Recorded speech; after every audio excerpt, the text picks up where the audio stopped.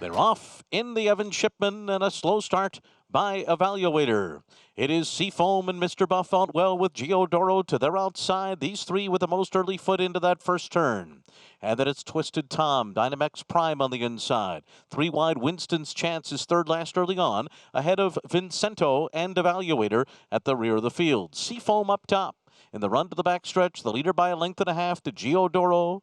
The heavy favorite, Mr. Buff, is third through a 23.82 opening quarter mile. The pace is honest enough. It's 4 lengths more back to Twisted Tom, then Winston's Chance to the outside. Dynamax Prime tracks them. Vincento is second last, and Evaluator is about 13 lengths off the lead at the rear of the field as they continue up the backstretch. Seafoam a neck in front. Junior Alvarado finds an opening up the rail with Mr. Buff, and now they're dead even through the first half in 47.78 seconds. These two stride for stride, Mr. Buff and Seafoam. They'll pass the half-mile pole together with Giodoro 2 lengths behind them, a separation of 5, and then comes Twisted Tom, followed by Winston's Chance on the outside.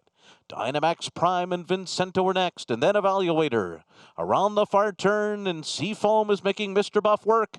These two head and head around that turn, and they're clear by another 4 lengths now.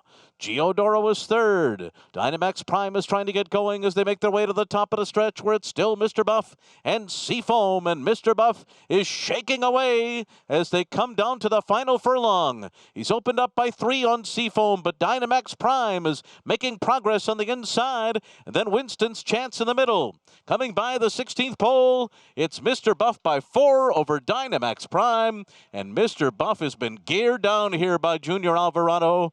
Just too strong, winning the Evan Shipman over Dynamax Prime, and then it was Winston's Chance and Seafoam.